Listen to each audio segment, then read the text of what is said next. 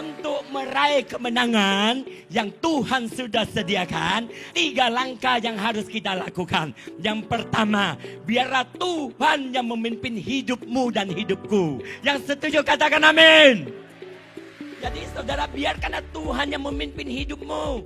Ketika ada masalah, ada persoalan, percaya penuh. Percaya saja kepada Tuhan. Ketika saudara mengandalkan Tuhan memimpin hidupmu, tak akan kekurangan. Amin. Yang kedua harus hidup dalam kebenaran firman Tuhan. Amin. Karena firman Tuhan, di mana ada kebenaran, di situ tumbuh damai sejahtera. Akibat kebenaran ialah ketenangan, ketenteraman untuk selama-lamanya. Bukan untuk 1 minggu, 2 minggu, setahun, 2 tahun. Tetapi untuk selama-lamanya.